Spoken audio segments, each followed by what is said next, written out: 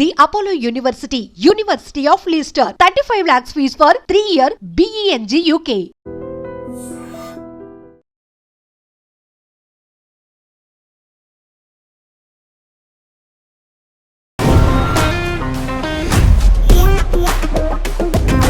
Welcome to relationship lab. నా పేరు లుంబిని.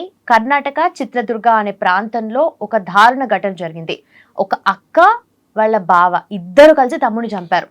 అది దేనికి అండ్ ఈ రిలేషన్షిప్ విషయంలో ఏం జరిగింది, ఇక్కడ ప్రాబ్లం అరైజ్ అయింది, డిస్కస్ చేద్దాం. ఈరోజు మనతో పాటు motivational speaker and family counsellor Rajani Rama గారు ఉన్నారు. అమ్మ నమస్తే. నమస్తే. సో కర్ణాటక రాష్ట్రంలోని చిత్రదుర్గ అనే ప్రాంతంలో ఈ ఘటన జరిగింది. అయితే తమ్ముడిని తనకి ఎయిడ్స్ డిటెక్ట్ అయింది అని చెప్పేసి హాస్పిటల్లో నార్మల్గా తనకి యాక్సిడెంట్ అయిందనమాట. యాక్సిడెంట్ అయినప్పుడు హాస్పిటల్లో బ్లడ్ టెస్ట్ ఇచ్చినప్పుడు దాంట్లో హెచ్ఐవి ఉందని తెలిసింది అని చెప్పి బావ అక్కకు చెప్తే అది నిజమా కాదా ఎంక్వైరీ చేశారా చేయలేదా తెలీదు. మొత్తానికి అతన్ని ఇంటికి తీసుకెళ్లే గ్యాప్లో ఆ క్యాబ్లోనూ కార్లోనూ వెళ్తున్నారు కదా, అక్కడ అక్క చున్ని తీసుకుని బావ మెడకి కట్టి ఊపిరాడనీయకుండా చంపేశారు తమ్ముడిని. నిజంగా హెచ్ఐవి ఉందా లేదా అది ఫాల్స్ ఏమీ తెలీదు. అక్క నమ్మేసింది, చంపేశారు. ఇది జరిగింది. అంటే ఇంత దారుణ ఘటన. నెక్స్ట్ డే వాళ్ళ ఇంటికి తీసుకెళ్ళినప్పుడు, అంత్యక్రియలు చేయడానికి తీసుకెళ్ళినప్పుడు పాడ మీద పడుకోబెట్టినప్పుడు తండ్రి చూసి గొంతు దగ్గర ఏదో ఉంది కదా అని చెప్పి అప్పుడు అనుకుంటే అప్పుడు బయటపడింది ఇదంతా. ఏమనుకోవాలి దీనికి? అంటే ఇది వీళ్ళు ఒక రిలేషన్స్ అనేవి వీళ్ళకి గుర్తు ఉండటం లేదు. ఇంకొకటి ఏంటంటే ఇది ఒక అబ్బాయిని చూస్తే చాలా బాగున్నాడు, మంచిగా చదువుకున్నాడు, ఏదో సాఫ్ట్వేర్ అనుకుంటా కదా. ఇప్పుడు ఎవరికైనా ఈ రోజుల్లో ఒకళ్ళు ఇద్దరు పిల్లలే ఉంటున్నారు, మహా అయితే ఇద్దరు అబ్బాయిలా లేకపోతే ఒక అమ్మాయి ఒక అబ్బాయి అంతే ఉంటుంది కదా. అలా ఉన్నప్పుడు ఒకగానొక కొడుకు ఒకగానొక కూతురు, ఎవరికి వాళ్ళే సపరేట్, ఎవరికి వాళ్ళే స్పెషాలిటీ ఉంటుంది. అలా ఉన్నప్పుడు కూతుర్ని మంచిగా అపురూపంగా పెంచుంటారు, అబ్బాయిని అలాగే పెంచుంటారు. అలాంటప్పుడు వీళ్ళకి వచ్చిన నష్టం ఏంటి? ఇప్పుడు నువ్వు చెప్పినట్టు అది వాళ్ళకి పరువు నష్టము, ఇంకొకటి వీళ్ళకి ఎందుకు, వీళ్ళకి పర్సనలా, తల్లిదండ్రులకు కదా అదంతా వర్తించేది.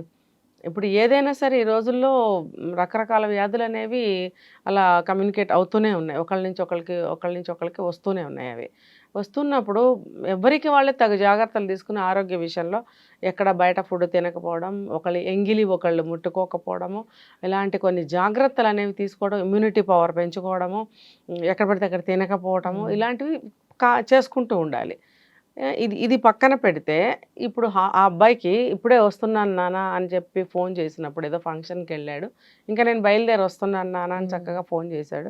అసలు అబ్బాయిని చూస్తే ఆరోగ్యం లేని మనిషిలాగా లేనే లేడు, బాగున్నాడు, చక్కగా ఉన్నాడు, చాలా బాగున్నాడు. ఇప్పుడు ఇంకా మనకి దీని గురించి అప్డేట్స్ వస్తాయి చూడండి అసలు ఏం జరిగింది. ఇప్పుడు ప్రస్తుతానికైతే వీళ్ళు మనకి నమ్మబలికించిన కథ ఏమిటి అంటే, ఈ అబ్బాయికి యాక్సిడెంట్ అయ్యింది. యాక్సిడెంట్ అయినప్పుడు అయ్యో ఇంకా కాసేపట్లో ఇంటికి వస్తాడు కదా అనుకుంటే యాక్సిడెంట్ అయింది. చావు బ్రతుకుల మధ్యన కాలుకి ఏదో ఫ్రాక్చర్లు ఏవో అయినాయి, హాస్పిటల్లో అడ్మిట్ చేశారు. మరి కాలుకి అలా అయినప్పుడు కాళ్ళు ఆపరేషన్ చేసి రాడ్స్ ఏవో వేశారు. అంటే పువ్వులాగా ఉన్న జీవితం ఒక క్షణంలో హాస్పిటల్ బెడ్ మీద పడిపోయింది. అంటే మనిషి ఎక్కడికక్కడ ఎవరికి వాళ్ళు కేరింగ్ తీసుకోవాలి, సెల్ఫ్ కేరింగ్ అనేది. జీవితం చాలా అపురూపమైనది, క్షణికమైనది. ఇవాళ ఇప్పుడున్నాము అంటే రెండో క్షణం మనకు తెలియదు ఏం జరుగుతుంది అనేది. ప్రతి ఒక్కళ్ళు ఈ ప్రికాషన్ ఎందుకు పాటించరో నాకు అర్థం కాదు. అంటే ఇప్పుడు ఎంజాయ్ చేసామా, ఎంజాయ్ చేయాలి, వెళ్ళాలి, ప్రతి చోటకి వెళ్ళాల్సిందే. బాగా ఆలోచించాలి, ఎక్కడికి వెళ్తున్నాము, ఆ ప్లేస్ ఎటువంటిది, మనం ఉన్న కండిషన్ ఎటువంటిది, మన ఫ్యామిలీ బ్యాక్గ్రౌండ్ ఏంటి. ఇప్పుడు కొంతమంది దూరాలకు వెళ్తుంటారు, నాకు వెళ్ళాలని ఉంది, నాకు చూడాలని ఉంది. ఇక్కడ ఫ్యామిలీ సంగతి కూడా ఆలోచించాలి కదా. ఫ్యామిలీ ఏదన్నా మనకు జరిగిందంటే ఫ్యామిలీ చాలా ఇబ్బంది పడతారు, బాధపడతారు. ఒకవేళ ఫ్యామిలీకి వాళ్ళే ఆధారం అయితే, వాళ్ళు కనుక చనిపోతే ఆ ఫ్యామిలీ పరిస్థితి ఏంటి. ఇలా ఫ్యూచర్ ఆలోచించాలి, ప్రజెంట్ ఆలోచించాలి, మంచి చెడ్డ ఫ్యామిలీ గురించి కుటుంబం అంతా కూడా ఆలోచించాలి. ఇప్పుడు అది అట్లా ఏం లేదు, ఎంజాయ్.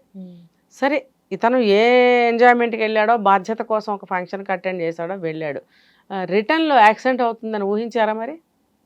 అందుకని నేనేం చెప్తున్నాను, ప్రతిదానికి పరిగెట్టుకుంటూ వెళ్ళకండి.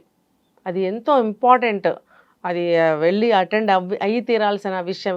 ఫర్ ఎగ్జాంపుల్ తల్లిదండ్రులకి చాలా ఇంపార్టెంట్ ఫంక్షన్ అది, వాళ్ళు వెళ్ళలేకపోయారు, వాళ్ళ రిప్రజెంట్గా మనం వెళ్ళి నాన్నగారు అమ్మ రాలేకపోయారని మనం కనపడి రావటం అనేది అది బాధ్యత కుటుంబ పరంగా. అలా వెళ్ళడం అనేది తప్పనిసరి పరిస్థితుల్లో ఇంకా తప్పదు. అది కూడా if it is very important అనుకున్నప్పుడే తల్లిదండ్రులు కూడా వాళ్ళని పంపించాలి. పర్వాలేదులే వెళ్ళకపోయినా, ఇప్పుడు ఏమంటారు వాళ్ళు, నా హెల్త్ బాగాలేదమ్మా, అబ్బాయి వాళ్ళందరూ బిజీగా ఉన్నారు, రాలేకపోయాం, మళ్ళీ బాగున్నప్పుడు వచ్చి కలుస్తాము అన్న మాటలు మనం మాట్లాడుకుంటూ ఉండాలి మధ్యలో. అవన్నీ చేశారా లేదా, అసలు ఏం జరిగింది తెలీదు, వెళ్ళాడు, ఎంజాయ్ చేశాడు, రిటర్న్లో యాక్సిడెంట్, హాస్పిటల్లో పడ్డాడు. పడినప్పుడు అక్కగారిని అక్కడ కేర్ టేకర్గా పెట్టారు. ఎవరైనా ఏమనుకుంటారు, వెంటనే రెస్పాండ్ అయ్యేది సిబ్లింగ్సే. అన్నదమ్ములు ఉంటే అన్నదమ్ములు, లేకపోతే అక్క చెల్లెలు ఉంటే అక్క చెల్లెళ్ళు, అయ్యో మా తమ్ముడికి ఇలా అయిపోయిందా, అయ్యో మా అన్నయ్యకి ఇలా అయిపోయిందా అని చెప్పి సంసారం వదిలిపెట్టుకుని పరిగెట్టుకుంటూ వచ్చేది అక్క చెల్లెళ్ళే. తల్లిదండ్రులకి అలా ఏదన్నా అయితే కూడా పరిగెట్టుకొచ్చేది ఆడపిల్లలే, మగపిల్లల కన్నా ముఖ్యంగా అన్నదమ్ములు ఉన్నప్పటికీ కూడా పరిగెట్టుకుంటూ వెళ్ళేది ఆడపిల్లలే. సో ఇక్కడ కూడా అలానే వెళ్ళిందని మనం అనుకుందాం. వెళ్ళింది హాస్పిటల్లో తోడుగా ఉంది, సపర్యలు చేస్తుంది. మరి అక్క వచ్చింది అని అంటే అబ్బాయికి కూడా సంతోషమే కదా, నాకు ఇట్లా అయింది, ఏదో ఏమంటే ఉపశమనపు మాటలు కొంచెం మాట్లాడుకుంటూ ఉంటారు. ఇలా అంతా కూడా న్యాచురల్గా జరుగుతున్న నేపథ్యంలో క్రమంలో ఈ బావగాడు ఏం చేశాడు, వాడు మీ తమ్ముడికి రిపోర్ట్స్లో తేలింది ఏమని, హెచ్ఐవి అని. మరి సో ఇది పరువు ప్రతిష్టలకు సంబంధించిన విషయం అని చెప్పి విషం పోసాడు ఈ అమ్మాయికి. ఇప్పుడు నా అనాలిసిస్ ప్రకారము ఏంటంటే, అతనికి ఒకవేళ నిజంగానే పాజిటివ్ వచ్చిందా, వస్తే ఉన్నది ఉన్నట్టుగా చెప్పాడా భార్యకి తెలియదు.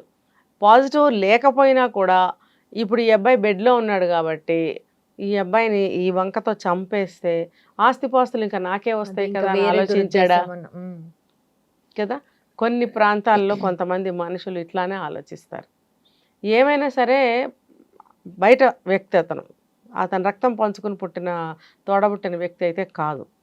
సో అతను ఏదో చెడే ఆలోచించాడు. చెడు ఆలోచించి ఆ భార్యకి చెడు నూరు పోసాడు. అయితే మాత్రం ఎయిడ్స్ హెచ్ఐవి ఉంటే ఎవరేమనుకుంటారు, అది పరువా?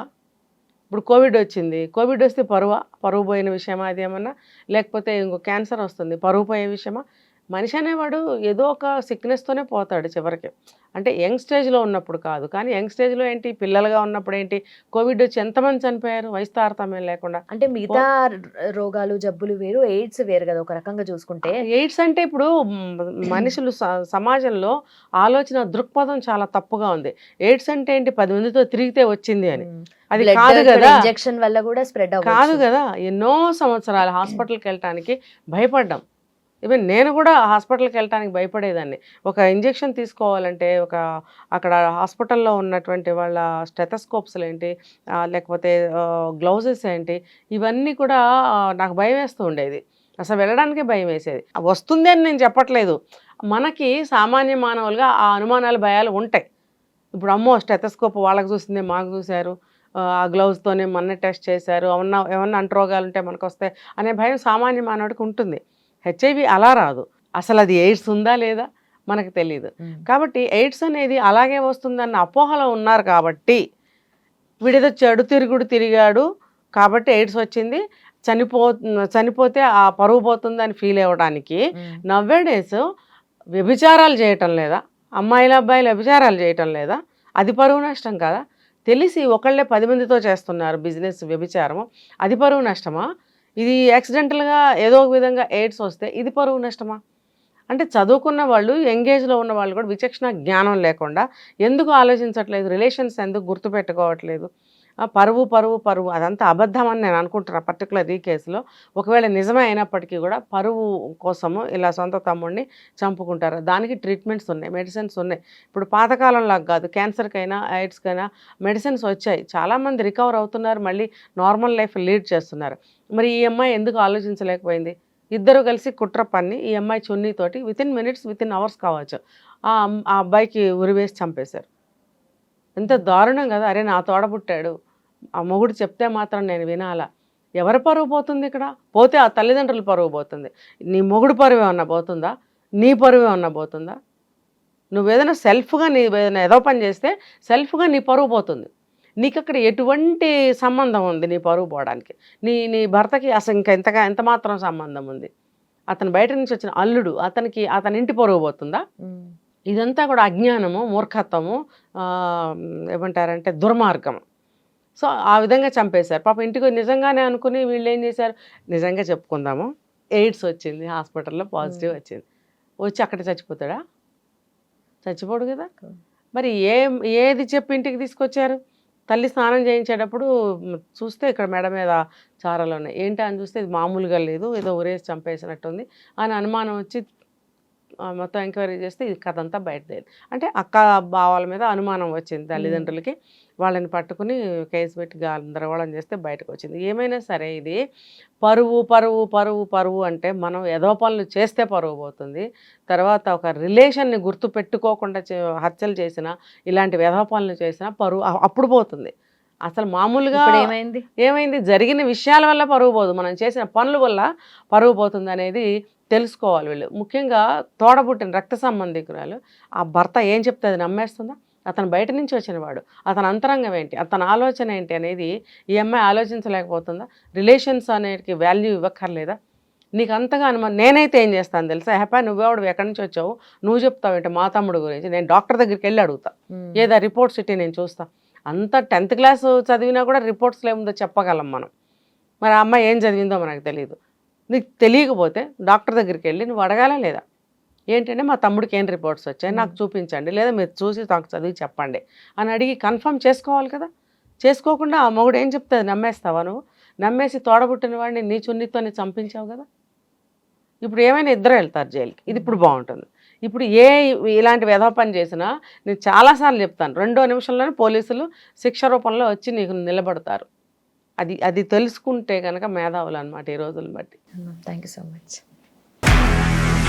నిజంగా ప్రస్తుతం ఉన్నటువంటి సమాజం దేనికి ప్రయారిటీ ఇస్తుంది? ఆర్థిక సంబంధాల చుట్టూ మాత్రమే తిరుగుతోంది. మళ్ళీ ఎన్నికలంగానే చాలా విరక్తి కలుగుతున్నాం. మంచి అనిపిస్తుంది కదా, లేడీస్ కూడా ఛాలెంజింగ్ జాబ్స్ చేసినప్పుడు చాలా బాగుంటది. ఫుడ్ డెలివరీ ఇవ్వటానికి వెళ్ళినటువంటి డెలివరీ బాయ్ అనిల్ పై కళ్ళ ముందు